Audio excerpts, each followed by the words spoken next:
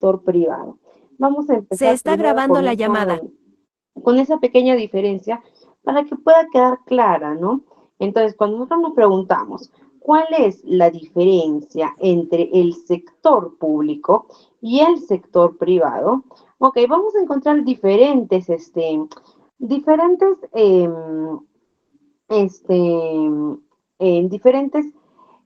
podríamos decir, categorías, ¿no? O diferencias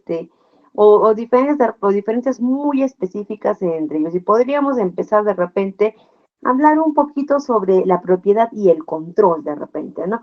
Que el sector público son organizaciones que son propiedad del gobierno y que dependen de eso, ¿no? Porque y también este sector público, estas entidades públicas son controladas también por el gobierno, mientras que el sector privado son empresas de individuos, ¿no? Como el mismo nombre lo dice, entidades privadas y que cada propietario, de repente, cada junta de accionistas tiene control de ellas, ¿ok? Podríamos empezar por ahí.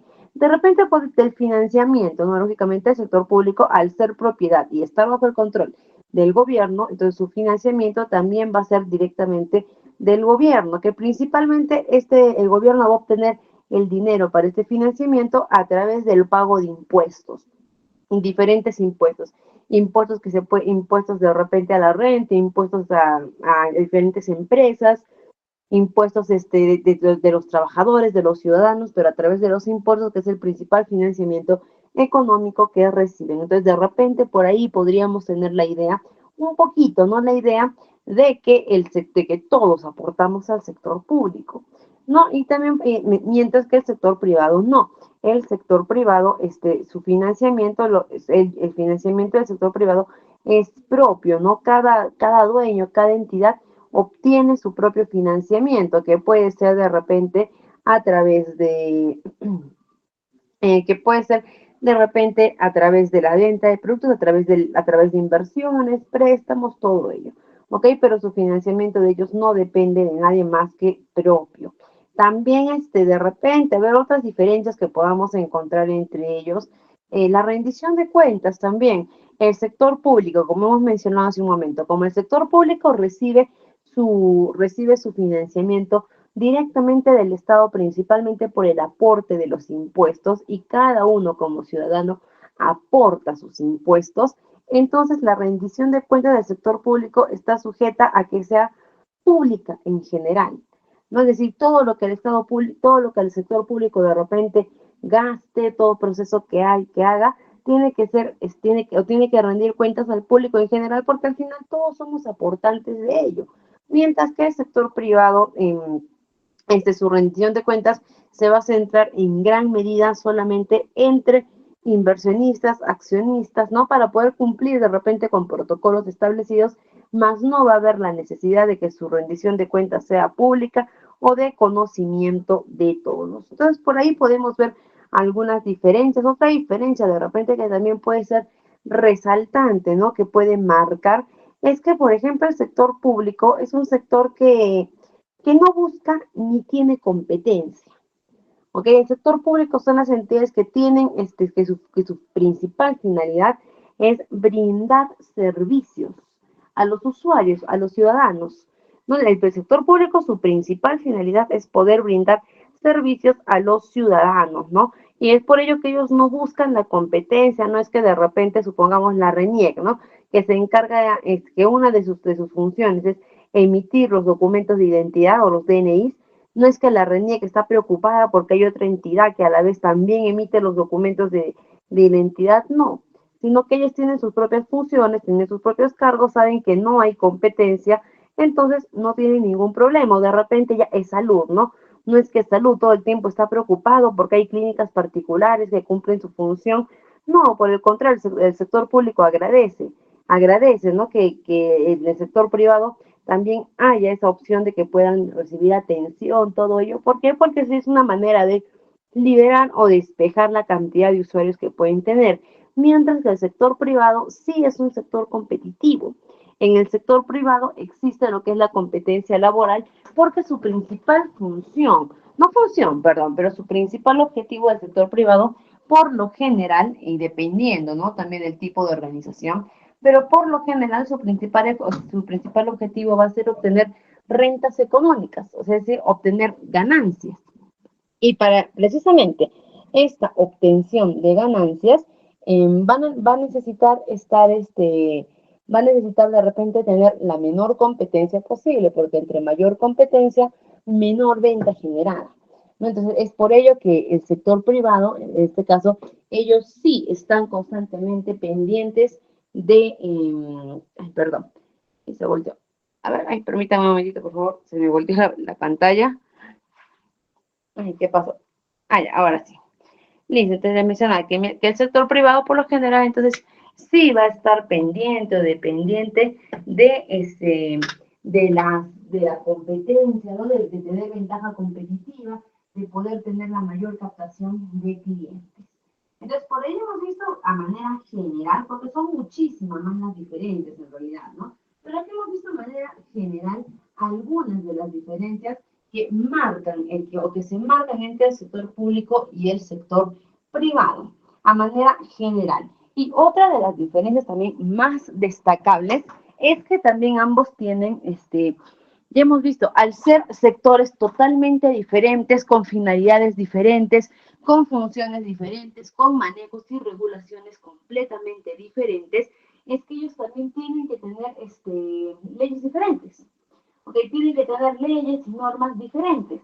Y vamos a ver por eso, y acá vamos a ver una de las normativas sobre contrataciones que más, o que más marcan en ambos sectores, ¿no? Es decir, si yo quiero trabajar como asistente administrativo, sector público, sector privado, ¿cuáles son las posibles, cuáles son las posibles leyes bajo las que me estarían contratando, ¿no? ¿Cuál es el posible decreto legislativo por el que me estarían, por el que, no se preocupen, no se preocupen, voy a tratar de acercar un poquito el micro para poder seguir hablando, ya está. Entonces les mencionaba que, permítanme un momentito, ¿ya?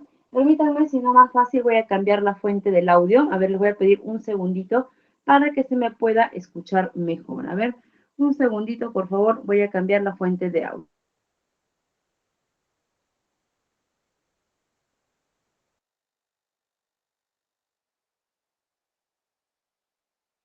Listo, ya cambié la fuente de audio para que se pueda escuchar mejor, ¿ok? Muy bien, les decía. Entonces, vamos a ver cuáles son, ¿no?, las posibles decretos legislativos por los cuales yo podría ingresar, o la contratación con la cual yo podría ingresar, yo podría ingresar a laborar a uno de estos sectores. ¿Ok? Y vamos a empezar por acá vamos a empezar primero con el sector privado y después con el público, que es el que vamos a ahondar. En el sector privado, por ejemplo, yo podría entrar a laborar bajo el decreto legislativo 728, que se conoce más como, se conoce más también este decreto legislativo 728 como el régimen general, que es o también como la ley de la productividad y competitividad laboral, ¿no? Que es el régimen que la mayoría de entidades privadas maneja, que es donde reciben los beneficios de repente de la gratificación de un sueldo completo en julio y diciembre, la compensación por tiempo de servicios, ¿no? Que es la CTS, vacaciones, todo lo que por lo general conocemos, ¿no? También podría entrar a trabajar en el sector privado como asistente administrativo, dependiendo también del tipo de empresa, bajo algún régimen general, no tener, perdón, bajo algún régimen especial, ¿no? Que tenemos en el Perú, tenemos más de 39 tipos de régimen especial. Tenemos, por ejemplo, el régimen del sector minero, el régimen del sector agrario, el régimen del sector de construcción civil. Tenemos también el régimen del trabajador artista, del trabajador cirujano. Ok, tenemos muchísimos más bajo ellos, ¿no? Y también podría entrar de repente como prestador de servicio, o también o más conocido como el recibo por honorarios. Y en el sector público, ¿cuáles son por lo general los tipos de contratación que se manejan, ¿no? Tenemos los SNP, que son los servicios no presenciales, que incluso este término de SNP se ha dejado de utilizar un poco. Ya no se les conoce tanto como los servicios no presenciales o los SNP, sino más que todo ya se les ha empezado a llamar, al igual que en el sector privado, los prestadores de servicios. ¿Quiénes eran las personas que entraban bajo este SNP? personas que se les contrataba para el sector público por servicios en específico, mas no son considerados trabajadores del sector público. No, por eso se le conoce como servicios no presenciales, porque no están bajo subordinación del sector público. Es decir, no tienen que someterse de repente a un horario de trabajo, ¿ok? No tengo que someterme a un horario de trabajo, no tengo tampoco que de repente someterme a reglas o estar bajo la normativa que tiene la entidad pública, no. Sin embargo, pero estoy prestando un servicio. Lo que nos dice la teoría, por lo general, va a discernir mucho de lo que dice la realidad, ¿ok? ¿Por qué? Porque ya sabemos que la normativa dice una cosa, por ejemplo, claro, los SNP también se les puede decir locadores, ¿por qué? Porque ellos justifican sus ingresos que en este caso obtienen de la entidad pública a través de los recibos por honorarios, ¿no? Y a las personas que trabajan en base o que elaboran en base a recibos por honorarios, se les conoce como los locadores de servicio. Sabemos de que la normativa nos dice que cuando yo soy una persona que trabaja por locación de servicio, sea sector público o sea sector privado, ¿ok? Yo, por ejemplo, si yo soy un locador de servicios, sector público, sector privado, primero que nada, yo no tendría por qué regirme a un horario de trabajo. Es decir, la empresa no me debería decir, tú entras a las 8 y te vas a las 5, ¿ok? No, ¿por qué? Porque soy un servicio no presencial, ¿ok? Yo no estoy brindando subordinación, yo estoy brindando un servicio, tampoco tendría por qué someterme a las normativas de la empresa o tener obligaciones adicionales al servicio por el que me contratan. Es como que contratemos a una persona que, a ver, ya está. Es como que contratemos de repente un servicio de internet, ¿ya? Imagínense que yo a través, no lo sé, de Movistar, supongamos, contrato un servicio de internet. ¿Ok? Entonces yo a Movistar, sí es cierto, estoy contratando su servicio, ¿ok? Pero yo no podría decirle al trabajador de Movistar, te vas a venir a mi casa todos los días 8 de la mañana y te vas a ir 5 de la tarde. ¿Por qué? Porque estoy contratando tu servicio de internet, así que tienes que venir todos los días 8 de la mañana, 5 de la tarde, tienes que hacerme la limpieza, tienes que cocinar, tienes que hacer otras funciones, me tienes que hacer reportes diarios. ¿Por qué? Porque estoy contratando tus servicios. ¿Ok? No es lógico, es igual, muy bien, como lo dice Johari, ¿no? Es como, es un trabajador independiente. Entonces, están contratando mi servicio, pero no me estás contratando a mí. Eso es lo que nos dicen los SNP. Nuevamente, muchas veces lo que dice la normativa va a diferir muchísimo de la realidad, ¿ok? Porque lo que vamos a terminar viendo es que el locador de servicio va a cumplir su horario de trabajo, funciones, va a cumplir lo mismo, solamente que no tiene una relación laboral con la entidad. Entonces, vamos a poder ver este tipo de contratación, que no es la contratación de la persona, sino la contratación del servicio, sí. Vamos a ver esta contratación en el sector público. También vamos a ver los contratos administrativos de servicio, más conocidos como los CAS, que los CAS son la principal, o mejor dicho, los CAS actualmente, ahorita son el principal medio de contratación que tiene el sector público, ¿no? Y que esto se hace por medio de un concurso público, es decir, hay una plaza, se convoca hay una plaza, se convoca a esta plaza a nivel abierto, ¿no? Para que la persona que cumple con el requisito pueda postular, ¿ok? Y de acuerdo, ¿no? A esa plaza, ya una persona puede concursar y puede entrar a laborar, ¿no? Estos contratos CAS. Es importante mencionar que estos contratos CAS son contratos a plazo fijo, es decir, son contratos que tienen fechas de vencimiento y el sector público generalmente, como los trabaja, con adendas, ¿no? Adendas o más conocido con renovaciones. Este sector CAS se rige, bueno, su decreto legislativo es el 10, es el número 1057, ¿no? Y su reglamento está en la ley número 29849. ¿Ok? Es decir, por lo general nosotros vamos a ver, por ejemplo, el decreto legislativo 728, ¿no? Y los CAS son el decreto legislativo 1057.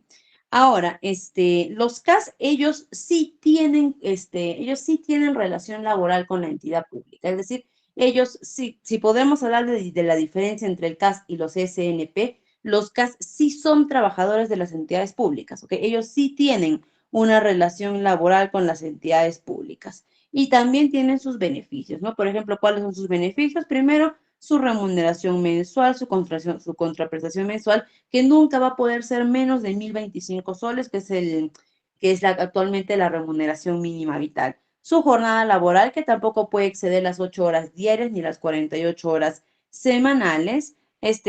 Van a recibir vacaciones también. Los CAS tienen 30 días de vacaciones cuando cumplen un año de prestación de servicios, ¿no? Y también van a recibir capacitaciones, tienen obligación de recibir capacitación, evaluación, van a estar también afiliados a lo que es su régimen pensionista. Los CAS, por ejemplo, también van a tener lo que es el seguro social a través de salud y que eso también se va a extender a sus derechohabientes o a sus familiares directos también. Los CAS tienen derecho pueden sindicalizarse en una entidad, ¿ok? Y en el caso de la trabajadora CAS, va a tener su derecho a su descanso a su descanso, por gravidez, ¿no? Por embarazo, que son 98 días, y en el caso del trabajador, en caso de ser padre, también va a tener, por el nacimiento de su hijo, va a tener una licencia de 10 días, todo totalmente pagado.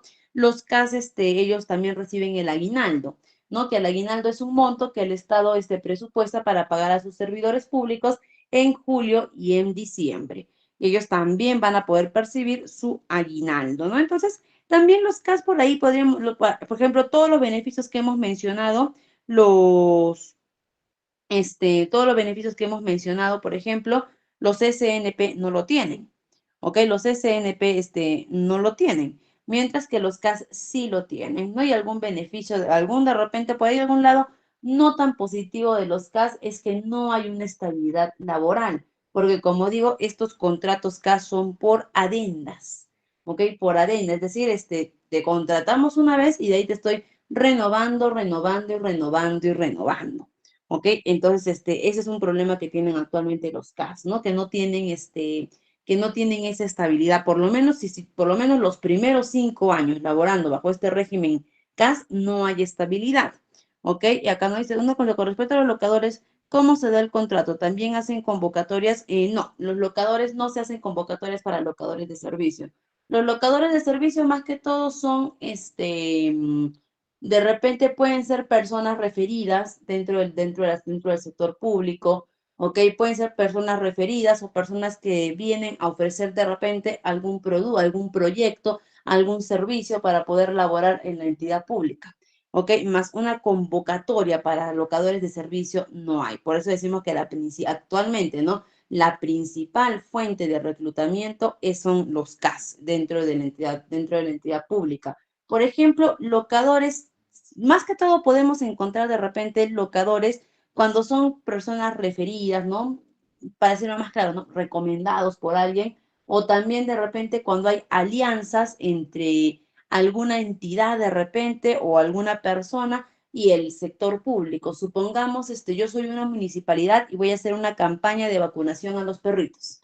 Ok, voy a colocar la vacuna antirrábica a todos los perritos de mi distrito. Muy bien. Pero para colocar esa vacuna antirrábica, yo necesito profesionales de la salud veterinaria que puedan, ¿no? Inyectar este medicamento de manera responsable. Entonces, ahí de repente yo puedo hacer el convenio con algún grupo de veterinarios o algo, y a estos veterinarios, ellos, supongamos, tengo 3 veterinarios, ¿no? Que son los que sugirieron el proyecto, ya está. Ellos van a ser los encargados de hacer la campaña y de vacunar a los perritos, pero lógicamente hay que pagarles.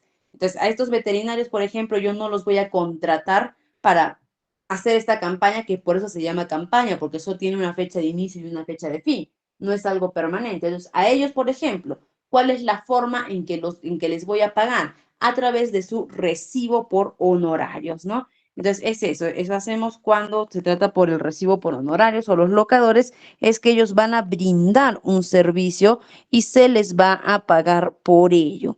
¿ok? No es que yo voy a contratar personal bajo recibo por honorarios porque eso no está permitido, porque como no son mis trabajadores, entonces yo no puedo contratarlos. Y por último, tenemos ya el decreto legislativo 276, ¿ok? ¿De qué nos habla nuestro, nuestro decreto legislativo 276? Esto ya se aplica para los trabajadores contratados, podríamos decir, ¿no? Los trabajadores que tienen derecho, estos trabajadores ya son contratados y también son nombrados, ¿ok? Este decreto legislativo 276 es uno de los más ansiados por todos los trabajadores que laboran en entidades públicas, ¿no? Porque también se le conoce este decreto legislativo como la ley de carrera administrativa, ¿ok? También se le conoce bajo ese nombre, ¿ok? Entonces, es uno de los más ansiados porque ese decreto legislativo, ya al trabajador público ya le brinda estabilidad, ¿ok? Entonces ya le brinda estabilidad y como lo dicen, ¿no? Que la carrera cuando nos habla de que esta ley es la carrera administrativa, se refiere a que primero que nada, tanto los derechos y deberes que le van a corresponder a este sector público ya van a ser de carácter estable. ¿Ok? Es decir, a estos trabajadores ya no se les puede despedir, no es que yo los voy a seguir teniendo con renovación de contratos como a los CAS, no. Y eso se le conoce, ¿no? Como los trabajadores nombrados, ¿no? Y ahora, no hay exclusiones para poder entrar bajo este decreto legislativo 276, ¿ok? Sin embargo, antes, por ejemplo, para poder llegar para poder ser contratados o nombrados en el sector público, lo que teníamos que hacer era, por así decir, esperar que se emitiera la resolución por parte del encargado por parte, mejor dicho, de la autoridad más alta de la entidad, ¿no? Supongamos una universidad nacional. ¿No? Quien tenía que emitir la resolución de que yo como trabajadora ya pasaba de repente de ser CAS al decreto legislativo 276, era el rector de su universidad, ¿no? Entonces, antes era así, entonces por eso que muchas personas en anteriores años, hace muchísimos años, fácilmente pudieron llegar a este decreto legislativo 276, ¿ok? Sin embargo, ahora ya es un poquito más complicado porque entró lo que es la ley Servir, que la ley Servir nos dice de que el servidor público tiene que estar en constante crecimiento y desarrollo, y ahí viene lo que es la meritocracia, ¿no? Que la meritocracia también nos dice, quieres hacer línea de carrera, quieres entrar a la carrera administrativa, ¿no? Demuestra qué has hecho para poder merecer en ello, ¿no? Cosa que es bastante beneficioso en realidad porque motiva e impulsa que el servidor público pueda seguir creciendo, ¿no? Y el asistente administrativo puede llegar al decreto legislativo 276, puede llegar en su puesto sin ningún problema, ¿no? Pero también hay algunos aspectos, también hay otras formas de poder llegar al decreto legislativo 276, ¿no? Como la selección de personal.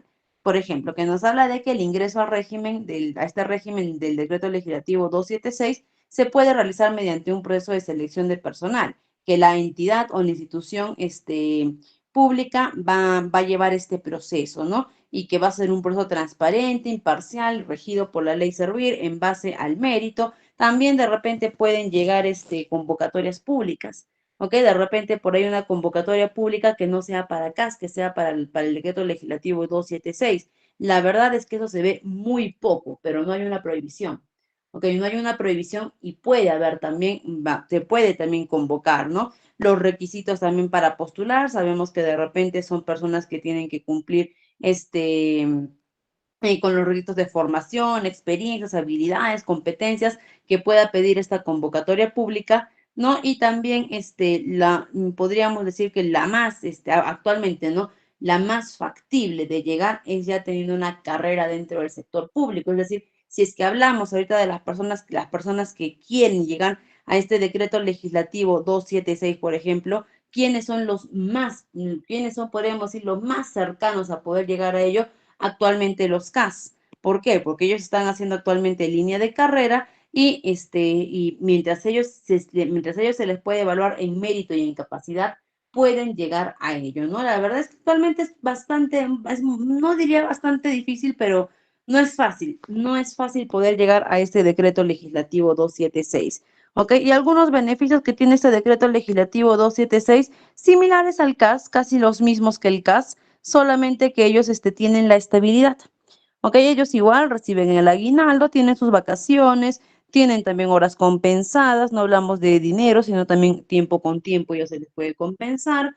No, y hablamos en general, son casi el decreto legislativo 276 los mismos que el CAS, solamente que también, lógicamente, entrando este decreto legislativo 276, primero que nada, el presupuesto de personal aumenta, ¿no? Es decir, ya también el salario no va a ser el mismo, la estabilidad laboral también aumenta. Entonces, estos son por lo general los tipos de contratación que vamos a encontrar en el Estado, ¿no? ¿Y cuál es el más, podríamos decir, si somos personas de repente un poco realistas, cuál es con la contratación más probable que nosotros vamos a poder ingresar al sector público a través de la contratación administrativa de servicios, ¿no? Más conocido como los CAS. ¿Y un locador puede pasar a CAS? Sí, claro que sí. No, de repente yo soy locador de servicio y la entidad pública, imagina, ahorita de repente yo soy locador de servicio de la entidad pública y la entidad pública publica ahorita y publica o saca un concurso público para entrar como asistente administrativo CAS. Yo puedo postular a ese concurso aún siendo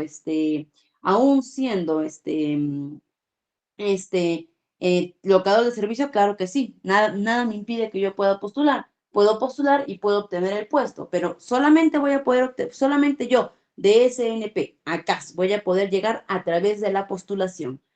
No es como que yo soy este locador y con el tiempo me van a pasar a CAS, no. ¿Ok? Ahora, la realidad es así, por eso se llama concurso administrativo, concurso público, CAS. ¿Ok? Porque si se abre una convocatoria, si se abre una plaza para un tipo de contratación CAS, esta plaza tiene que salir en concurso, tiene que estar disponible para que para que todo el público interesado pueda postular. ¿Ok? Eso es lo que nos dice nuevamente la normativa, ¿no? Y ahorita vamos a ver una situación actual, en un panorama general, que vamos a ver que también las entidades públicas a veces manejan eso. Ok, estamos siendo muy sinceros en el curso, ¿no? Tampoco no vamos a hablar como que todo es bonito, todo es perfecto en el sector público. Hay malos manejos, hay malos manejos. ¿Y cuál es uno de esos malos manejos que actualmente se realiza? Y es que de repente yo tengo un locador de servicios y quiero pasarlo acá. Yo soy jefa de un área y quiero pasarlo acá. ¿Qué es lo que hago? Abro la convocatoria pública, se van a postular de repente muchos candidatos, pero yo ya sé que ese puesto de trabajo ya tiene nombre, que es para mi locador de servicios. Se trabaja en algunas entidades, muchas entidades públicas hacen eso, hacen eso. Así como también hay entidades públicas que sí son muy correctas en estas convocatorias CAS, ¿no? Recordar también que antes, por ejemplo, lo que acabo de mencionar, ¿no? Ese mal manejo antes se hacía con muchísima más frecuencia y regularidad, pero actualmente, gracias a toda la modernización del Estado, gracias al ingreso, a la repotenciación que se ha dado a la Contraloría, también a los órganos de control interno, como los OSI, por ejemplo, ahora eso es mucho más regulado, eso es mucho más fiscalizado, ¿no? Y es por eso que actualmente muchos jefes son removidos de sus puestos, muchas personas reciben sanciones, todo ello. ¿Ok? Y vamos a seguir viendo un panorama general de nuestra gestión pública, que ha experimentado muchísimos desafíos y muchísimos cambios durante los últimos años, ¿no? Que si bien es cierto, nuestra gestión pública actualmente ha tenido notables avances, ¿ok? En algunos aspectos también hay dificultades o inconsistencias que siguen permaneciendo. Y por eso vamos a ver un panorama general. Y vamos a empezar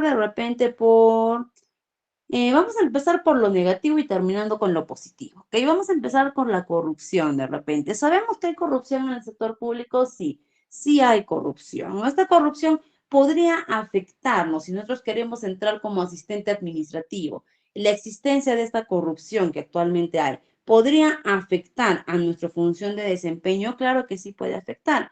Empezando de repente por la dificultad de ingresar a la entidad pública, empezando por ello, ¿no? por los procesos CAS de repente, que de repente no van a haber procesos correctos, no van a haber procesos de contratación correctos, por ahí nos puede afectar hasta en el desarrollo de nuestras funciones. ¿Ok?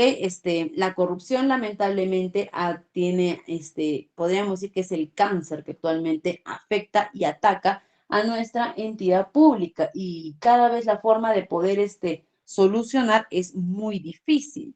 ¿Ok? Y muchas veces esta corrupción de las entidades públicas puede arrancar desde aspectos tan pequeñitos como aspectos realmente grandes, pero que al final terminan siendo corrupción. ¿En qué sentido, no? Por ejemplo, cuando pensamos en corrupción, de repente pensamos en robo de dinero, en de repente obras públicas injustificadas, ¿no? Podemos pensar en contrataciones con entidades, en contrataciones o licitaciones que hay, en donde hay conflictos de intereses, ¿no? Definitivamente podemos pensar en ello a grandes rasgos. Pero también nuestro sector público tiene el ataque de corrupción desde aspectos más pequeños, ¿no? Como que de repente yo soy asistente administrativo y viene alguien a pedir quiere hacer un trámite en el sector público que demora 10 días y yo no lo trabajo y dejo que avance 2 meses, 3 meses. Pero si viene mi familiar, mi amigo, mi conocido a pedirme que le haga el mismo trámite, yo, este es mi amigo, voy y se lo hago en 2 días. ¿Ok? ¿Eso es corrupción? También es corrupción. En menor escala sí, pero sigue siendo corrupción, ¿no? Entonces, la corrupción se puede solucionar con la reeducación de los servidores públicos, pero empezamos por ello. La economía. No, si bien es cierto, actualmente en nuestro país, el año pasado, en el 2023, se determinó de que nuestra economía, de que más que nuestra economía, nuestra moneda era la más estable de Latinoamérica, ¿no? Lo cual indicaba que estábamos llevando un proceso económico bueno dentro de todo, ¿no? Y actualmente sabemos todos que estamos en recesión económica, pero a pesar de esta recesión económica, no se ha sentido el golpe muy fuerte de repente como en otros países, ¿no? Como por ejemplo Venezuela, Argentina y muchos otros países en Latinoamérica que han entrado en recesión y se ha sentido fuerte el golpe por las falencias económicas que tenían las entidades públicas. En este caso, en el Perú, por ejemplo, no podemos decir que estamos económicamente muy bien, que estamos creciendo, no podemos decir eso, pero podríamos decir que se han hecho gestiones para que actualmente podamos tener por lo menos a cierta tranquilidad económica en el país. ¿Ok? No estamos como deberíamos, pero tampoco estamos mal, ¿no? Y eso es algo destacable, más que destacable podríamos decir rescatable. ¿Ok? Algo rescatable. Ahora, lógicamente, también muchos países dijeron de que si en Latinoamérica en general no existiese la corrupción, no seríamos el continente de tercer mundo. ¿Ok? Estaríamos muchísimo más avanzados, igual en el Perú. Y si es que no existiese la corrupción, nuestra economía sería muchísimo más óptima de la que actualmente podemos tener. La descentralización, que también ha sido un problema en nuestro sector público que actualmente ya no lo podemos llegar a sentir tanto, ¿no? Pero es un problema que realmente ha generado bastante retraso en nuestro país y es muy sencillo poder verlo, ¿no? De repente nosotros podemos, los coleguitas que son o que hayan ido a Lima, es una ciudad bastante grande, ¿no? O sea, Lima, ¿no? Lima capital Lima metropolitana, es una ciudad bastante grande, bastante desarrollada, económicamente activa, ¿no? Entonces sabemos que Lima es una ciudad que ha logrado un gran desarrollo. Pero si nosotros ahorita nos ponemos a pensar, ¿no? Después de Lima, no hablamos del departamento de territorio, no, sino que hablamos de ciudades metropolitanas, ¿ok? Después de Lima, en el Perú, ¿cuál es la ciudad más grande o más desarrollada que se puede encontrar? Es, por ejemplo, Arequipa. ¿No? Y Arequipa, Trujillo, Cusco, ¿no? Esas ciudades. Entonces, pero si nosotros de repente comparamos Arequipa con Lima, que Arequipa también es una ciudad bastante grande, porque es una ciudad bastante grande, también tiene buena actividad económica, todo ello, pero si comparamos Arequipa con Lima, la diferencia es abismal, ¿no? Mientras que Lima es un monstruo, Arequipa es una zapatilla. ¿Ok? La diferencia es abismal y peor aún si de repente comparamos Lima con Junín, con Iquitos, comparamos Lima con Tarapoto, comparamos Lima con Ica, Lima con Puno, Lima se los come vivos a todos. ¿Y por qué Lima ha tenido este desarrollo económico? Que, ojo, no estamos hablando de que esté mal, es muy positivo, pero ¿por qué Lima ha tenido este desarrollo económico tan positivo, tan acelerado, y las demás ciudades del país no? Y eso ha sido por la centralización, ¿no? Que durante muchos siglos y décadas, ¿no? El gobierno o las entidades públicas han estado centralizados en Lima. Y es por eso que las oportunidades económicas las encontrábamos en Lima. Los demás ciudadanos, ¿no? De otras ciudades migrantes, se iban a la ciudad de las oportunidades, a Lima. Y entre más migrantes había entonces más trabajo, más productividad, más desarrollo económico, ¿no? Y Lima estaba en este círculo vicioso de crecimiento económico y más personas iban cada vez para hacer crecer aún más esa economía. Y es por eso que Lima actualmente es la ciudad indudablemente más desarrollada del Perú, ¿no? Y sigue desarrollándose por este crecimiento económico gracias a la migración de las demás ciudades, ¿no? ¿Y qué es lo que ocasiona esta centralización? Bien por Lima, bien por la capital, ¿ok? ¿Por qué? Porque desarrolló, creció, pero ¿qué pasó con las demás ciudades? ¿Ok? Estancados, ¿no? Ciudades que no se desarrollaban, que no crecían, ciudades que no habían obras públicas, que no había una adecuada gestión, ¿no? Entonces, recién podríamos decir que en las últimas décadas el Estado se ha dedicado o ha tomado interés a la descentralización. Es decir, ya quitar la centralización a Lima, no quitar el interés o la importancia, sino también dividir los recursos entre todo un país, no solo centralizarlos a la capital. ¿Y cómo hicieron eso, no? A través del establecimiento de los gobiernos regionales, los gobiernos locales, donde ya empezaban a destinar fondos para cada ciudad dependiendo de sus necesidades, ¿no? Donde ya había también mayor control del crecimiento de ellos. Es por eso que en las últimas décadas Perú ha dado, las ciudades, ya no hablamos de Lima, ¿no? Sino de las demás ciudades del Perú han ido dando avances económicos, ya ha habido un mayor crecimiento, ha disminuido también la tasa de migración. Ahora las personas, como quien dice, quieren hacer patria en su propia ciudad. ¿Por qué? Porque ya ven la oportunidad. Y siguen habiendo personas que migran a Lima, claro que sí, porque definitivamente van a haber más oportunidades laborales allá, ¿no? Pero ya tampoco no es una necesidad, ¿no? Ya tampoco no es algo que las personas, lamentablemente las personas, al no tener ninguna opción en su ciudad, tenían que emigrar. Actualmente no. Si uno migra de repente, ya es por ansias de crecimiento, pero uno también puede crecer en su ciudad tranquilamente. Entonces, esta descentralización atrae beneficios, sí. Que ha llegado tarde a las demás ciudades, sí, pero por lo menos llegó. Entonces, por lo menos ya está. Entonces, saquemos el provecho a ello. Por ejemplo, es muy triste pensar de repente que para el año 2023, también en 2023, Iquitos, por ejemplo, recién tiene su primer centro comercial o su primer mall. ¿Ok? Recién en el 2023. ¿Ok? Es muy triste ver cómo mientras otras ciudades, por ejemplo Lima, existen desde hace más de 30 años los moles, ¿no? Arequipa hace más de 20 años los moles, Trujillo igual hace más de 20 años, pero en Iquitos recién llega eso, ¿no? Entonces, es muy triste ver la demora que hemos tenido, pero ya estamos avanzando. Educación y salud, que siempre van a ser un problema permanente en nuestra entidad pública. Y no es porque no tengamos los recursos, ¿ok? Y es muy importante, es importante también destacar ello, ¿no? Que cuando hablamos muchas veces de educación y salud, nosotros podemos decir de repente, que no, que el sector público está mal en educación y salud, que no tenemos de repente los docentes capacitados, que no tenemos los buenos médicos, todo ello. ¿Ok? Si hay algo que podemos rescatar de educación y salud, es que en realidad en el Perú no estamos mal. ¿Ok? De repente, a comparación de otros países, no está mal nuestros sistemas de educación y salud. Lo que está mal es la administración de ellos, ¿no? ¿Por qué? Porque nuevamente, ¿qué está pasando? Aunque ya seguimos trabajando bajo cierto centralismo, ¿ok? Ahí está la clara prueba de que la descentralización todavía no llega del todo, todavía está demorando. ¿Por qué? Porque si de repente nosotros, por ejemplo, ¿no? De repente nos ponemos a pensar en las ciudades metropolitanas de cada departamento, este, Vemos los hospitales, ahí están los hospitales, son grandes, tienen todas las especialidades, tienen los médicos, vemos los colegios nacionales por todo lado, ¿ok? Que son grandes, son buenos, ¿no? Pero ¿dónde está nuestra falencia en educación y salud?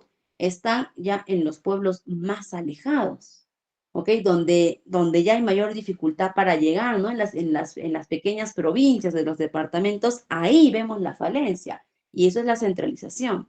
¿Ok? La centralización que agarra, que destina todos los recursos para un solo lugar, pero no estamos descentralizando. Ese es el principal problema que tenemos actualmente en educación y salud, ¿no? Que no se están administrando adecuadamente los recursos, que no se está dando lo que necesita cada ciudad, cada departamento, cada pueblito, ¿ok? Cada provincia no se está dando. Entonces ahí podemos ver la diferencia, ¿no? Entre la educación y la salud, que podríamos estar bien, podríamos tener un muy buen sistema económico, un muy buen sistema educativo, un muy buen sistema de salud. Lo que pasa es que los recursos no se están administrando bien, sumado con la corrupción también que hay actualmente, es que no podemos llegar a lo que deberíamos estar, ¿no? Y los desafíos sociales, ya hemos visto, por ejemplo, si hay algo que tenemos que rescatar de nuestro país es que varios desafíos sociales que se han tenido por muchos años han sido, o mejor, no podríamos decir que han sido superados al 100%, pero han disminuido la tasa, ¿no? Por ejemplo, la tasa de analfabetismo en el Perú ha disminuido radicalmente, que quiere decir que cada vez hay menos personas, sin educación, que actualmente varias personas, varios niños están teniendo mayor educación. La tasa de anemia en el Perú, sobre todo en los niños, también ha disminuido gracias a los diferentes programas sociales que tienen que hacen que pueda llegar los recursos a cada persona, ¿no? Que lo óptimo sería que no existan, pero por lo menos ha disminuido, ¿no? Pero así como tenemos algunos desafíos sociales que han disminuido, también tenemos desafíos sociales que han aumentado, ¿no? Como por ejemplo las tasas delictivas, las tasas de corrupción, ¿no?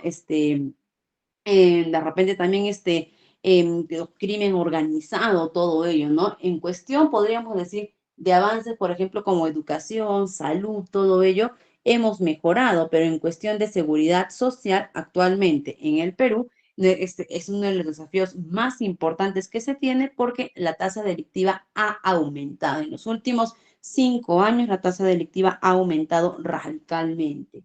¿Ok? Entonces, seguimos trabajando con los desafíos sociales, seguimos, ¿no? Que siempre tiene que existir desafíos sociales en un país, claro que sí, porque no somos una utopía, ¿ok? Somos una realidad viviente en el que siempre los problemas van a surgir. La importancia está en cómo se van superando ellos y los avances tecnológicos, ¿no? Dijimos que vamos a empezar de lo malo hacia lo bueno. Y en cuanto a avances tecnológicos, si es que hay algo que tenemos que rescatar de la pandemia, que en realidad no podríamos decir algo que agradecer, porque a la pandemia no hay que agradecer nada, de hecho nunca, de hecho todos hubiésemos agradecido que nunca llegue, pero sí algo que tenemos que rescatar es que cuando surgió, uy, ¿qué pasó?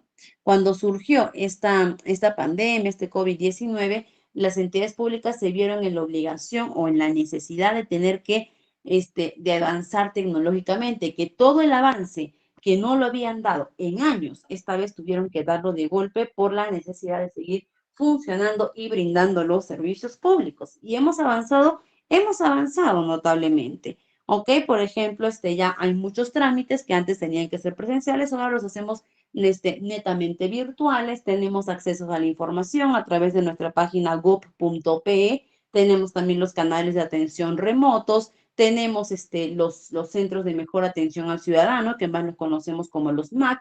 Ok, entonces, en cuanto a avances tecnológicos, el Estado ha avanzado, sí, ha tenido un avance, en realidad, en los últimos 4 años, desde que inició la pandemia, todo el avance tecnológico que no había caminado durante muchos años, en estos últimos 4 años, el Estado ha corrido en esos avances tecnológicos. ¿Ok?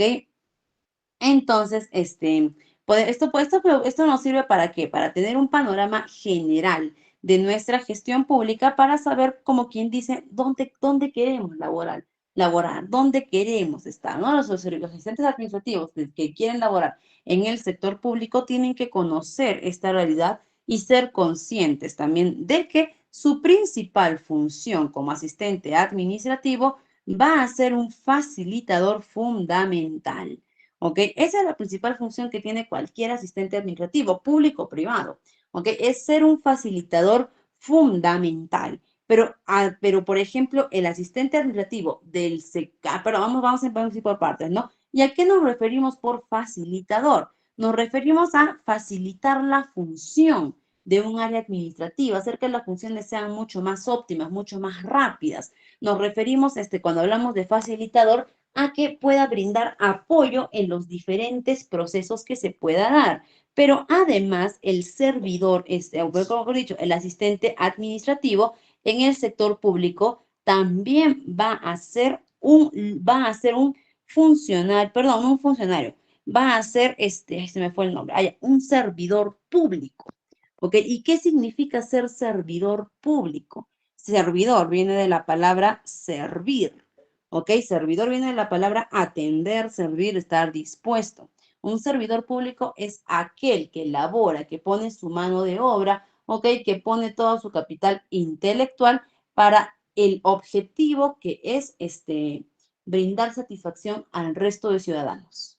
¿Ok? Por lo tanto, las funciones del asistente administrativo, además de todo lo que puede hacer internamente, que ya lo vamos a ver durante nuestras sesiones, su principal objetivo de este asistente va a ser trabajar para, como quien dice, ¿no? Trabajar para el pueblo, trabajar para todos los ciudadanos de un país que requieren la obtención de estos servicios, ¿no? Y acá nos habla de repente de algunas podríamos decir actividades o actividades más que todo, ¿no? Una de las actividades o de las funciones diarias que va a llevar un asistente administrativo en la gestión pública, ¿no? En realidad va a ser muchísimo más, pero vamos a ver algunas de estas actividades que van a ser de manejo diario para él, ¿no? Como por ejemplo, el apoyo a equipos y o gerencia, dependiendo en el área donde esté realizando su asistencia administrativa, que va a tener que apoyar a los equipos de trabajo, como ya hemos mencionado, es un facilitador, ¿ok? Para poder lograr los objetivos.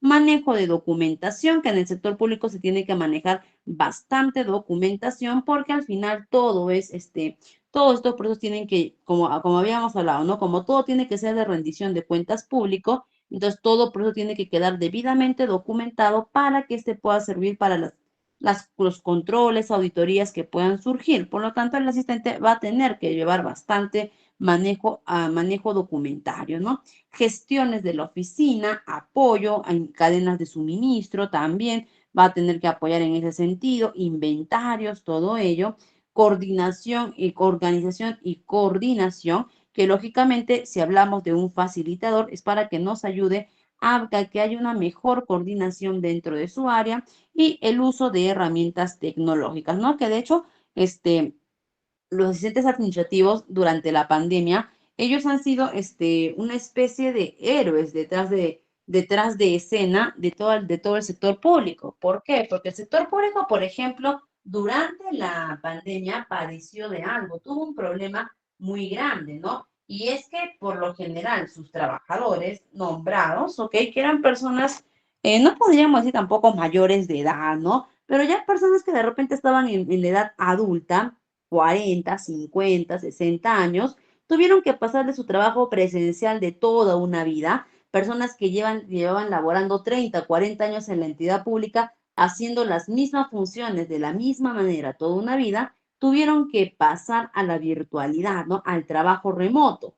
Y algo que padeció realmente la gestión pública era que muchos de sus servidores públicos, no sabían ni siquiera entrar a una llamada por el Meet, no sabían ni siquiera cómo hacer una videoconferencia, no sabían usar un Drive para guardar documentación, ¿ok? No sabían, de repente, utilizar adecuadamente los correos institucionales, no sabían cómo habilitar una firma digital, ¿ok? Y eso fue algo que realmente fue chocante para la administración pública. ¿Ok? En general, porque habían personas, no vamos a decir todos los servidores públicos, ¿no? Pero una gran cantidad de ellos padeció de eso, ¿no? Y quienes fueron, como quien dice, los salvavidas en esta oportunidad fueron los asistentes administrativos. ¿Por qué? Porque parte de las habilidades que ellos debían tener para su contratación era dominio de herramientas tecnológicas. Entonces, ellos sí dominaban estas herramientas y ellos fueron, como quien dice, salvadores, ¿no? Porque ellos fueron los que empezaron a orientar a su equipo de trabajo, a de repente realizar llamadas, guiando, enseñando, grabando tutoriales para la oficina, todos ellos, ¿no? Entonces, ellos fueron una gran salvación y es por eso que el asistente sí o sí necesita tener dominio de herramientas tecnológicas, tanto para su gestión laboral como también para su gestión personal.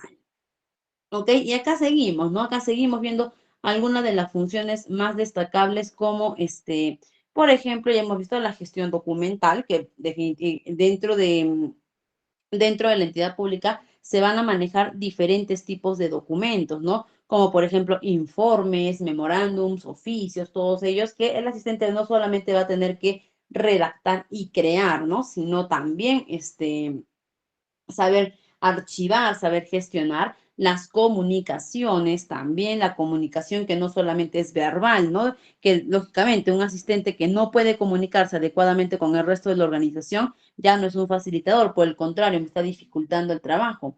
Entonces, la comunicación verbal y la comunicación escrita a través de redacción de documentos, como también a través de los correos electrónicos, apoyo general a la gestión de información, atención al público, que es muy importante indicar esto. Las entidades públicas, como ya lo hemos mencionado, permítame, por favor, voy a dejar de compartir un momentito la pantalla para poder quitar esa publicidad. ¿Ok? Como ya hemos mencionado, las entidades públicas en realidad, de todos los ciudadanos y trabajan para los ciudadanos. Por lo tanto, los servidores públicos también trabajan para los ciudadanos. Y la atención, más que dar atención al público, la atención al ciudadano va a ser importante, ¿ok? Esta función va a ser fundamental para esta función va a ser fundamental para todos los servidores públicos y eso no va a exonerar al asistente de ello, ¿no? Entonces, el asistente, si es que en algún, sea cual sea el área donde se encuentre, si es que en algún momento él tiene que tener atención hacia algún usuario o hacia algún ciudadano, ¿ok? Tiene que tener el dominio sobre cómo hacerlo, tiene que saber cómo abordar al ciudadano, cuáles son los derechos que ese ciudadano tiene y cuáles son las obligaciones que yo tengo como servidor público para poder brindar una atención adecuada. ¿Ok? Eso va a ser indispensable dentro de nuestra gestión pública. Ahora sí les voy a compartir la pantalla para que podamos seguir visualizando. ¿Ok? Vamos a comenzar ahora. Ya, ya está. Listo, ¿no? Ahora les mencionamos, acá está. Otro también que vamos a tener va a ser coordinación interna y gestión logística, ¿ok? Es decir, vamos a abordar estas funciones, sí, durante las siguientes sesiones vamos a ir abordando no solamente con conceptos sobre cómo hacerlo, sino también con normativas legales, porque recordemos, ¿no? Al ser el sector público, por ejemplo, en el sector privado, yo soy dueño de mi empresa. Entonces, yo puedo decidir cómo son mis procesos. No, vamos a suponer algo. Supongamos que yo requiero que mi asistente, supongamos que yo requiero que el asistente administrativo me dé un informe diario de las funciones que hace. ¿Ok? Supongamos que yo requiero eso, tanto para el sector público como para el sector privado. Supongamos eso, ¿ya? Entonces, sector privado, yo soy dueño de mi empresa. De repente yo digo, ¿sabes qué, asistente administrativo? Como yo soy dueño de mi empresa, como yo tengo control sobre ella, como yo tengo manejo y toma de decisión sobre ella, acabo de decidir que ya no lo vas a hacer diario, que lo vas a hacer semanal. ¿Ok? ¿Puedo hacer eso en el sector público? Puedo hacerlo sin ningún problema. ¿Por qué? Porque yo tengo el control, yo soy en el sector privado, perdón, porque yo tengo control, yo soy dueño. En cambio, en el sector público, yo no podría decir al asistente, ¿sabes qué? Por más que sea la autoridad más alta de la institución, yo no podría decirle, ¿sabes qué? La ley dice que tú tienes que hacer esto, pero yo digo que no lo hagas y no lo haces, no, porque como el sector público es de control y manejo de todos, el sector público tiene que ser muy rígido y apegarse a lo que dice la ley, ¿ok? Y es por eso que eso es lo que muchas veces nos puede generar la burocracia o la demora en procesos, ¿no? Porque de repente yo quiero ir a solicitar no lo sé, quiero ir a la municipalidad a solicitar de repente, un informe sobre, a ver, ya, quiero solicitar de repente un informe sobre por qué tengo que pagar mis arbitrios. ¿Qué me dice la municipalidad? ¿Qué tienes que hacer? Tienes que ir, redactar tu documento, presentar por misa de parte. Esto va a ser derivado de repente al área de atención al ciudadano, te van a responder y demora tantos días, ¿no? Y yo de repente digo, pero ¿por qué tengo que hacer eso? ¿Por qué mejor no me voy de frente con el encargado y que me explique? Pues te van a decir, no, ¿por qué? Porque hay una ley de procesos administrativos que se tiene que respetar y ellos se apegan a la norma, porque el sector privado es mucho más flexible. Por eso también en muchas actividades, procesos es mucho más eficiente. En cambio, el sector público es más rígido, no porque quiera ser rígido, sino porque hay toda una normativa que ellos que tienen que actuar de acuerdo a ella para precisamente poder llevar un orden público. ¿Ok? Muchas veces nosotros decimos, supongamos, quiero sacar una cita en el salud. Y digo, ¿no? Ay, que tanto demora la cita, que por qué, pues, decimos, ¿no? Uno tiene que esperar 3 meses para que me den la cita en el salud, ¿no? ¿Es una exageración? No es una exageración, es una realidad, ¿ok? Pero ¿por qué tengo que esperar esos 3 meses? Porque delante tuyo hay más personas que quieren esa cita, ¿no? Y si de repente actuáramos como que dice a la gana, ¿no? El que venga primero obtiene la cita, sería todo un caos. ¿Ok? Entraríamos en conflicto, hasta en guerra podríamos entrar. Entonces, para eso está nuestra ley de procedimientos administrativos, para que se establezca este orden público, tedioso sí, burocrático sí, necesario. De repente se pueden hacer reformas para mejorar, pero de qué es necesario. ¿Ok? Y por acá vamos a ver todavía, acá estamos hablando de nuestra gestión, de nuestra gestión de documentos clave. No vamos a abordar todas estas, pero vamos a ver un poquito las más destacadas, no como la gestión documental, que vamos a ver qué documentos manejamos, o el asistente administrativo, qué documentos puede manejar dentro de la entidad pública. Dependiendo del área donde esté brindando su asistencia, puede manejar documentos legales, documentos administrativos, presupuestos y documentos financieros. También puede manejar documentos de licitación y contratación, no de personal, ojo, sino de repente de licitaciones con empresas, ¿ok? También puede manejar eso, puede manejar documentos de recursos humanos, donde ahí sí podría manejar de repente documentos de contratación de personal y documentos de comunicación externa, como los oficios de repente, ¿no? Vamos a ver también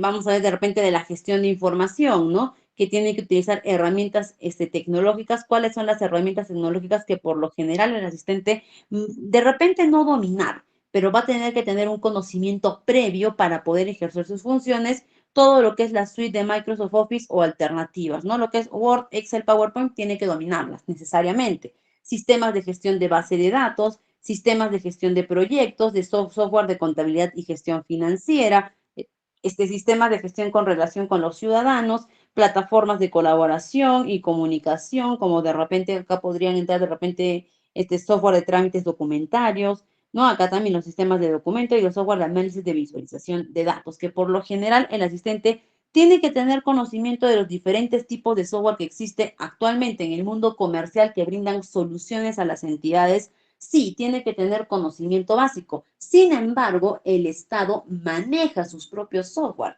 ¿Ok? No es que el Estado va a agarrar y va a adquirir un software de repente que también lo puede tener una empresa privada. No.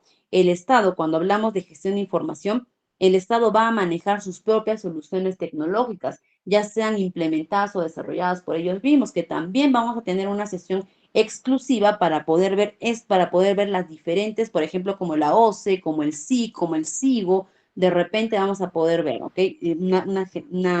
Tenemos una sesión exclusiva para poder ver esta parte.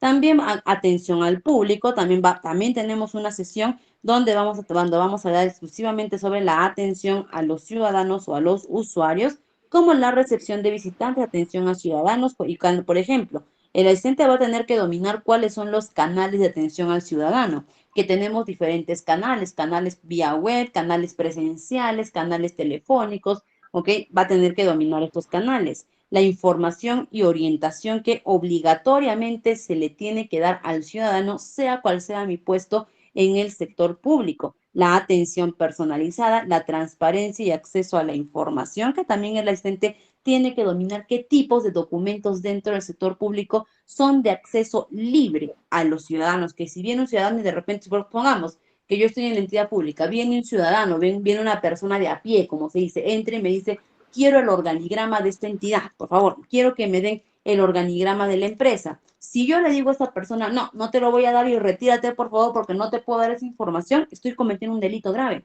¿Ok? Estoy cometiendo un delito de entorpecimiento de acceso a la información.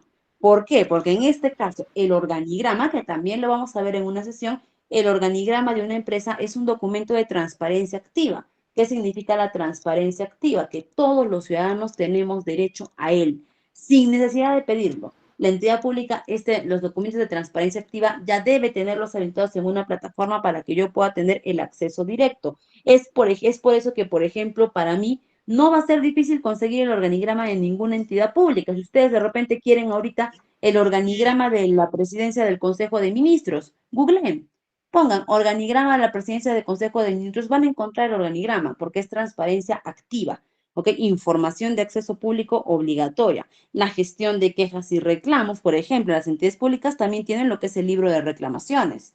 Y también vamos a aprender acá cómo tenemos que gestionar adecuadamente este libro de reclamaciones, la evaluación continua y mejora y la capacitación al personal. Y acá coordinaciones internas, ¿no? También nos habla de colaborar con los diferentes departamentos y áreas dentro de la entidad. Y aquí vamos a ver cuáles son los departamentos que conforman una entidad pública. Ok, es necesario. A ver, por favor, coleguitas, hay por favor, tengamos cuidado con los micros porque cuando prendemos el micrito, suena interferencia para todos los que estamos en la sala. ¿Ok? Para que pongamos a tener cuidado, a veces se nos aprieta de casualidad. ¿Ok? Entonces tengamos cuidadito. Listo, entonces vamos a ver qué departamentos conforman una entidad pública.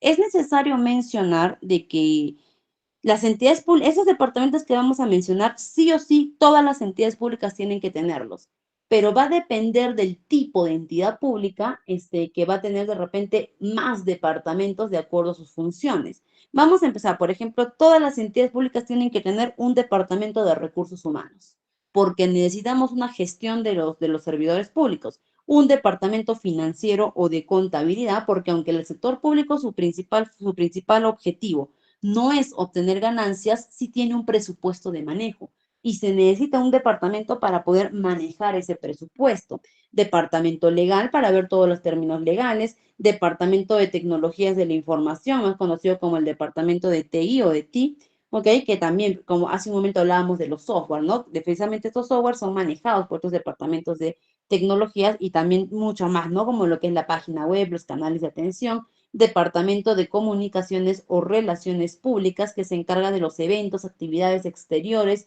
que dan tanto actividades exteriores como actividades internas propias que tiene la institución pública, porque si hay algo que destaca a nuestras instituciones públicas es que son instituciones muy protocolares, ¿ok? ¿Y por qué son protocolares? No porque quieran serlo, ¿no? Sino porque tenemos una ley, la Ley de Procesos Administrativos, la 27444, que establece estos protocolos necesarios. Por eso tiene que existir esta ley, este departamento de comunicaciones o de relaciones públicas, departamento de planificación y desarrollo, departamento de servicio al ciudadano, donde nosotros como ciudadanos, si tenemos alguna queja, alguna duda, alguna consulta, algún tema por el cual nos querramos acercar a una institución pública, la primera instancia que directamente nos tiene que atender son estos departamentos que reciben diferentes nombres, ¿no? Como atención al ciudadano, servicio al ciudadano, orientación al ciudadano. Ese es un departamento exclusivo para todos nosotros.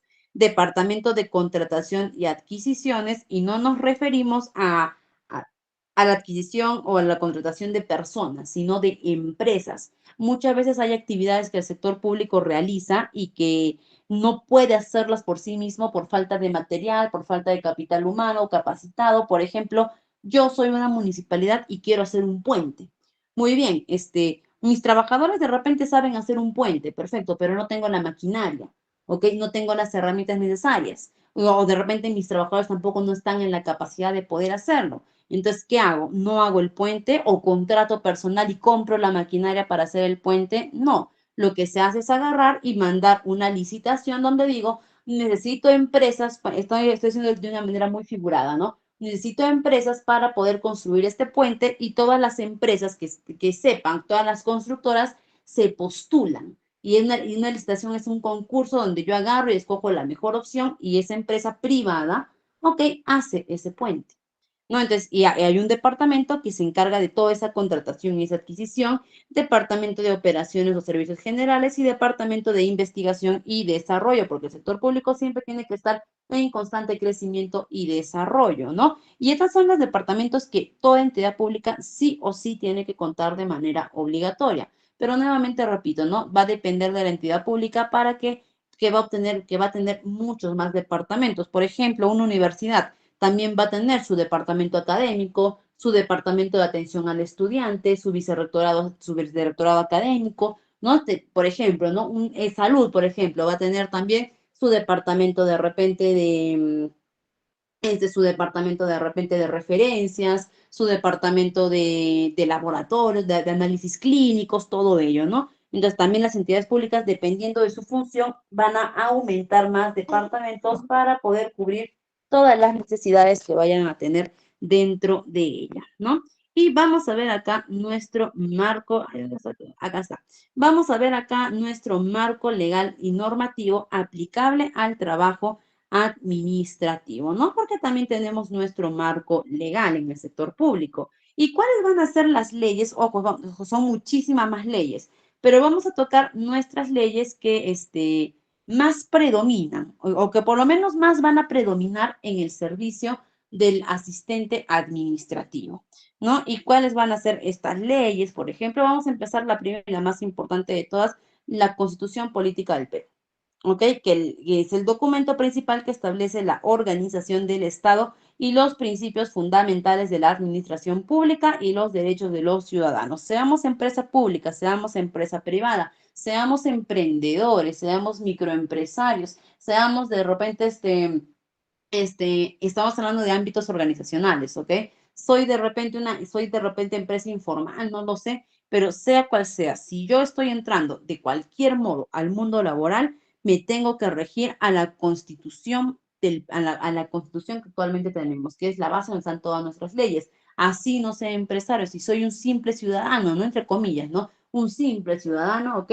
Igual tengo que respetar la constitución, ¿ok? Eso es así como nacemos con derechos, también nacemos con deberes. Y uno de los deberes más importantes es regirnos bajo la constitución de nuestros países, ¿no? Y lógicamente también regirnos bajo la constitución del país donde me encuentre. ¿Ok? Eso es muy importante destacar, que cada territorio nacional tiene su constitución y se respeta la constitución de ese país.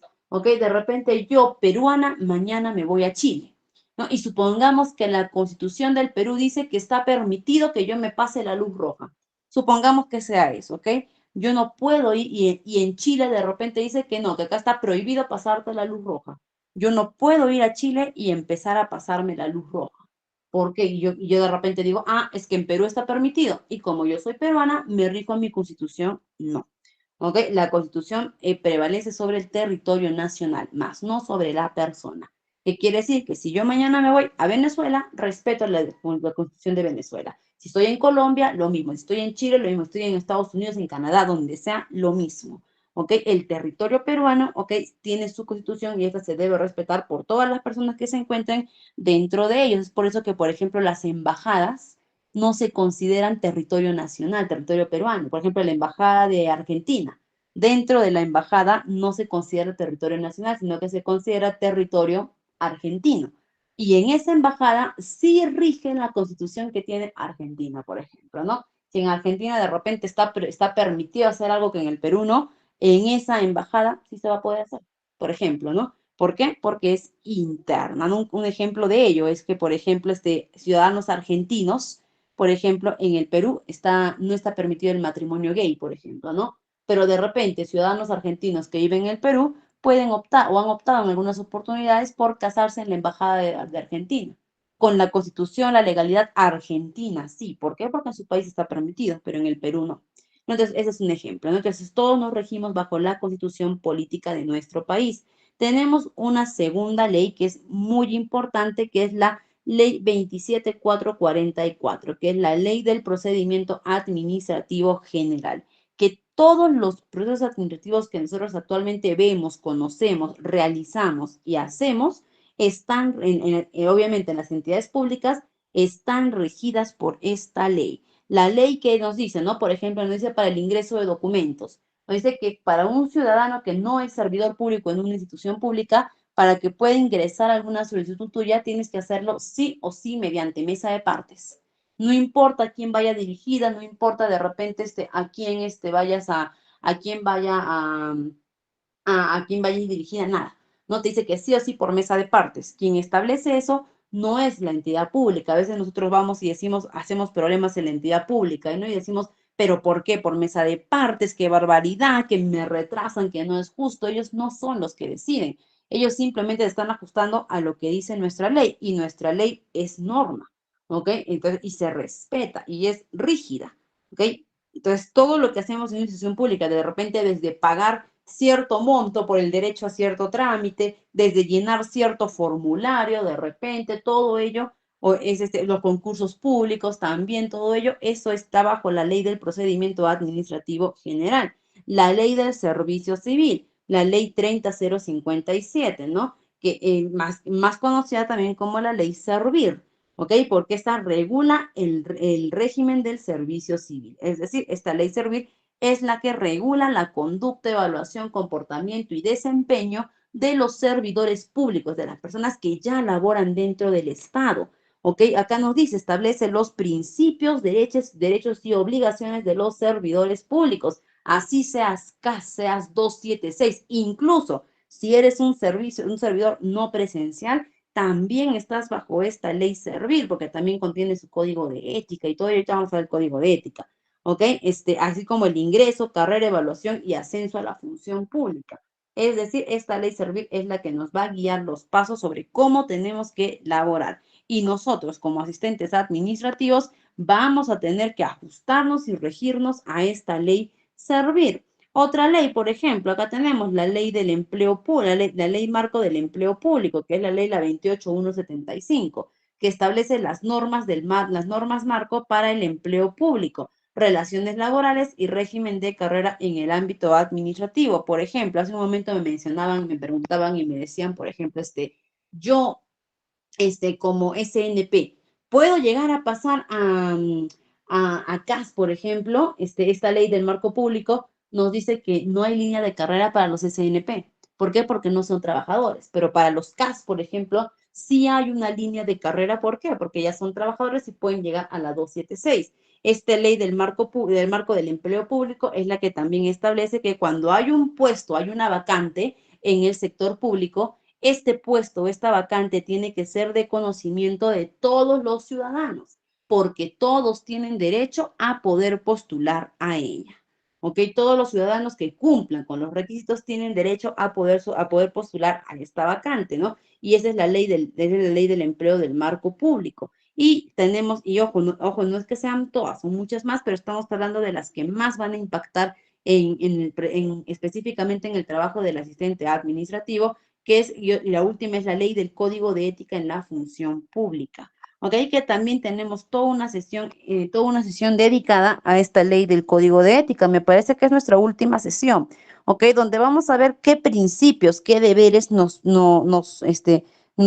permite o nos exige tener esta ley del código de ética, que es la 27815, ¿ok? Donde nos va a decir qué principios debemos tener, cuáles son nuestros deberes, también nos va a decir cuáles son nuestras prohibiciones y no simplemente es la ley del código de ética algo que te invita a hacer las cosas bien, sino que la ley del código de ética te dice de que si las haces mal, tienes cosas prohibidas, si haces esas prohibiciones o no laboras de acorde a lo que dice esta ley, cuando nosotros rompemos una ley o no obedecemos una ley, estamos cometiendo un delito. Si yo soy un servidor público que no estoy trabajando con ética de acuerdo a los principios y deberes que me da esta ley, estoy cometiendo un delito y un delito es sancionable. Por lo tanto, no cumplir con la ley del código de ética no solamente es que está moralmente mal, sino que es un delito y vas a ser sancionado por ello. Vamos a ver también el grado de sanciones. Hay desde sanciones ligeras hasta sanciones muy graves, muy fuertes, ¿no? Y vamos a tener, como les repito, tenemos una sesión exclusiva para todo lo que es la ley del código de ética. Y para poder finalizar, vamos a ver cuáles son los tipos de entidades públicas que tenemos, ¿ok? Actualmente en el Perú.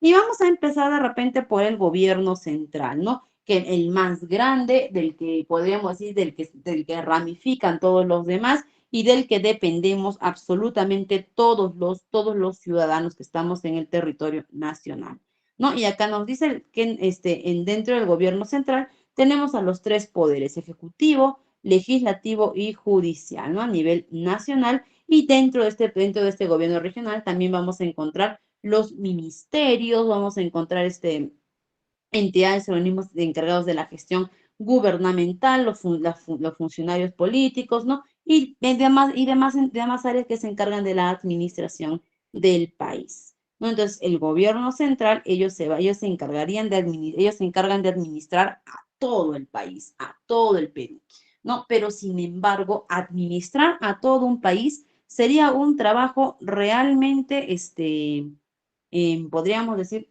un trabajo realmente abismal, sería muy fuerte el trabajo, ¿no? Entonces, ¿qué es lo que hacen los gobiernos centrales? Dicen, vamos a dividir un poquito, ¿no? Y por eso que se crean lo que son los gobiernos regionales. ¿No? Es decir, como el gobierno central no puede administrar a todo un país, entonces ahora divide su encargatura a través de los gobiernos regionales, ¿no? Que estos se van a encargar de la administración de cada una de las regiones que tenemos en nuestros países, ¿no? Ellos tienen competencias y autonomía como área de salud, educación e infraestructura, entre otros. Es decir, el gobierno regional es el representante, dentro de su región, es el representante directo del gobierno central, porque ellos tienen poder, tienen autonomía y tienen toma de decisión dentro de sus territorios, ¿ok? Y aún así, para un gobierno regional es muy difícil poder administrar a toda una región. Es por eso que seguimos ramificando el trabajo y llegamos a los gobiernos locales o municipales, ¿no? Como por ejemplo las alcaldías provinciales, las alcaldías distritales, ¿no? Que son los encargados ya de gestionar a su propia localidad, ¿no? Y procurando ¿qué? Procurando brindar los servicios básicos, hacer una planificación urbana para poder mejorar las zonas, las formas de vivienda, ¿no? Y otras tareas que ya son, que vayan, o otras tareas que vayan de acorde a la necesidad de su provincia o del distrito en el que ésta se encuentre. También otras entidades públicas, entidades reguladoras y supervisoras, ¿no? Como por ejemplo la Superintendencia de Banco y Seguros, la Superintendencia Nacional de Salud, la Superintendencia Nacional de Fiscalización Laboral, ¿no? Como la SUNAFIL, por ejemplo, ¿ok? Que son entidades encargadas de supervisar y regular cada uno de sus sectores específicos. Y es que aunque el sector privado, ¿ok? Aunque el sector privado en este caso tenga autonomía, tenga control, tenga toma de decisión y sobre todo tenga individualidad porque es mi propia empresa, ¿ok? Eso no significa que este sector privado va a tener el poder absoluto de hacer y deshacer como quiera, con sus trabajadores, con sus clientes, con los servicios, no. ¿Por qué? Porque ya hemos dicho que lo primero que cualquier persona, cualquier entidad tiene que respetar es la Constitución, lo que dicen nuestras leyes. Y estas entidades reguladoras y supervisoras se van a encargar precisamente de ello,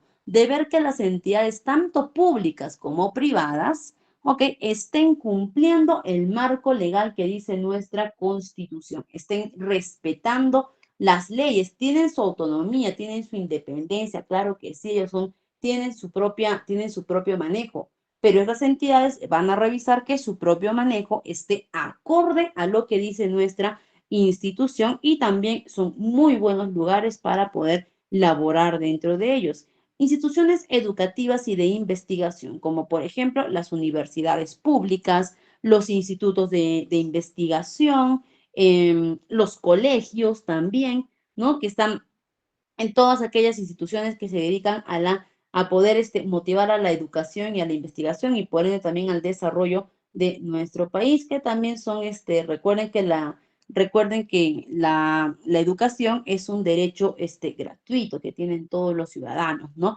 Ahora, que el ciudadano tome la decisión de repente de poder pagar a una institución privada por este mismo servicio, está bien, está perfecto, es su derecho, ¿no? Pero también saber de que de que todas las personas que se encuentran dentro de un territorio nacional, ¿ok? Tienen derecho a la educación gratuita, pero sí tienen que acceder a ella, ¿no? Cuando decimos el derecho es ganar el derecho, no simplemente regalar, ¿no? Y las instituciones de salud, como por ejemplo los hospitales a través de salud, el Ministerio de Salud, más conocido como el MINSA, hospitales, centros de salud, las postas, ¿no? Que ellos se dedican específicamente a poder provisionar servicios de salud pública, investigación médica y promoción de la salud. Es muy importante destacar esto, ¿no? Que las entidades de salud, tanto como el Salud como el MINSA, no solamente se enfoca su atención en poder, curar pacientes y listo, sino que también tienen áreas de investigación médica donde constantemente están buscando,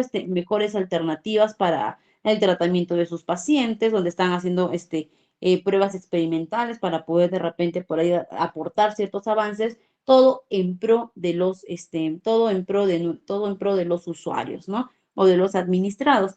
Entidades culturales y deportivas, por ejemplo, museos, el IPD, las bibliotecas, teatros, centros culturales, ¿no? Que están dedicados a a la promoción del arte y del deporte, ¿ok? También tenemos todo ello. Nuestras Fuerzas Armadas y Seguridad, donde tenemos acá, por ejemplo, acá tenemos la que es la Policía Nacional, la Marina de Guerra, ¿no? La Fuerza Aérea, ¿no? El Ejército, ¿no? Que son las entidades que se encargan de la defensa nacional, la seguridad interna, el control fronterizo, protección civil, dependiendo ya dependiendo ya de a qué Fuerza Armada y de seguridad que querramos pertenecer. También es muy importante mencionar, ¿no? De que las Fuerzas Armadas y de seguridad no, por ejemplo, no únicamente si yo me voy de repente a la Fuerza Aérea, no únicamente va a haber no únicamente la única opción de laborales para poder manejar aviones, ¿no? No, también todas estas tienen áreas administrativas, ¿ok? Y este, y también se puede tener, y también podemos tener oportunidades laborales dentro de ellas y entidades de desarrollo económico, por ejemplo, aduanas, ¿no? Y las aduanas, instituciones dedicadas al desarrollo económico, promoción de la inversión, comercio exterior, fomento de la actividad empresarial, SERPOS también, por ejemplo, ¿no? Que actualmente yo los puedo invitar a que ustedes puedan entrar a la página de SERPOS, donde está, por ejemplo, Exporta Fácil o Importa y Exporta Fácil, creo que hay, ¿no? Para que una persona pueda empezar a exportar sus propios productos y empezar a hacer su línea de emprendimiento, todo ello que también, que fomentan que fomentan todo ello, ¿no? Pues, por eso hemos conversado sobre las leyes, proceso civil, todo ello. No puede ser posible que nos faciliten PDF todas estas leyes para poder revisarlas y tenerlas a la mano cuando necesitemos, por favor. Sí, claro, yo se las puedo buscar para la siguiente sesión, se las puedo hacer llegar se las puedo hacer llegar también por medio del coordinador, ¿no? En realidad es bastante sencillas encontrarlas, ¿ah? Solamente basta con que ustedes googleen y las van a encontrar. No, dicho sea de paso, por ejemplo, la ley del código de ética, por ejemplo, es chiquitita, creo que no son más de 3 hojas. La ley, por ejemplo, de la 27444, es larguísima, larguísima, larguísima, ¿no? La ley de servicio civil no es tan larga, ¿no? Creo que son 10 hojas de servicio civil, pero sí, no hay problema, la siguiente decisión o por medio del coordinador yo se las puedo hacer llegar. Y muy bien, estimados, como les mencionaba, esta sesión es una sesión bastante introductoria porque tenemos que tener una base, ¿no? A partir de ahora hacia adelante ya vamos a tocar temas específicos de cada una de cada una de estas funciones. Vamos a tocar temas así muy, muy, muy, podríamos decir, temas muy particulares, ya no de forma tan general. Y recuerden también que toda la información siempre la vamos a sacar en base a las normativas. Cuando hablamos del sector público, sí o sí tenemos que regirnos a las normativas, ¿no? En el sector privado todavía podemos ser un poquito más ambiguos, un poquito más de criterios, ¿ok? Podemos trabajar, pero en el sector público no. En el sector público lo que dice la ley es ley, ¿ok? Entonces, estimados, hasta aquí hemos llegado el día de hoy. Quedo muy agradecida con todos ustedes, felicitarlos también por dar el inicio, este primer paso para poder seguir capacitándonos y conmigo va a ser hasta una próxima oportunidad. Quedo muy agradecida y nos vemos en nuestra siguiente sesión. Estimado coordinador, la sala es Toda suya, muchas gracias. Le dejo la sala.